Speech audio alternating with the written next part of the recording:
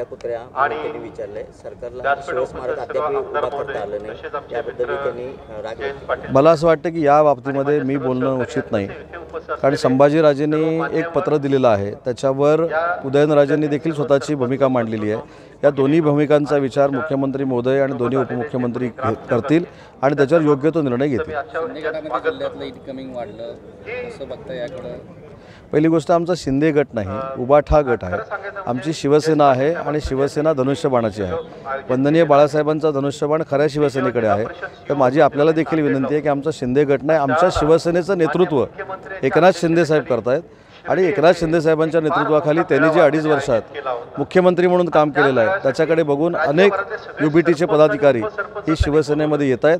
आणि तुम्हाला सांगलीची देखील परिस्थिती माहिती असेल, आता भिंग घेऊन शोधायला लागतंय की UBTचे सांगलीचे पदाधिकारी कोण आहेत। नेमकं जे पदाधिकारी होते त्यांचं मत परिवर्तन झाल्याने ते शिंदे गटाकडे आले, शेकडो कार्यकर्ते पदाधिकाऱ्यांच्या सोबत आले। महाराष्ट्रात काही ठिकाणी मला असं वाटतं की उशीर झाला असेल, परंतु प्रत्येक कार्यकर्त्याला कळलेलं आहे की ज्या विचारानं आम्ही प्रेरित होऊन शिवसेनेमध्ये काम करायला सुरुवात केली तो विचार म्हणजे वंदनीय बाळासाहेबांचा विचार।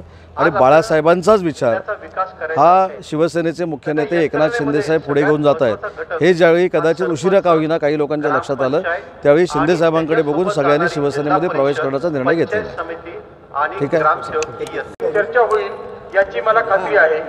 त्यातच महत्त्वाची बाब म्हणजे श्री रामचंद्र मिशन संस्था हैदराबाद सरपंच परिषद जी आहे त्या माध्यमातून सांगली जिल्ह्यातल्या सरपंच महोदयांचा या ठिकाणी मेळावा घेण्यात आलेला होता।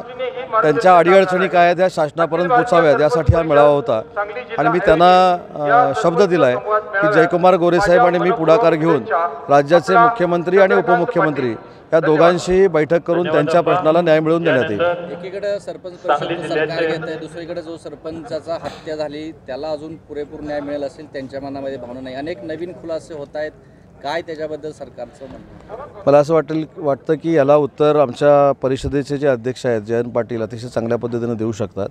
शिवसेना म्हणून एकनाथ शिंदे साहेबांची त्या क्षणापासून भूमिका अशी आहे की स्वर्गीय संतोष देशमुख याच्या घरावर जे संकट कोसळलेलं आहे त्या कुटुंबासोबत आपण आहोत आणि संतोष देशमुखच्या मारेकऱ्यांना कडक शासन झालं पाहिजे ही शिवसेना म्हणून आमची भूमिका आहे। त्याच पद्धतीनं शासन कारवाई करते। वाघ्या पुत्र्याच्या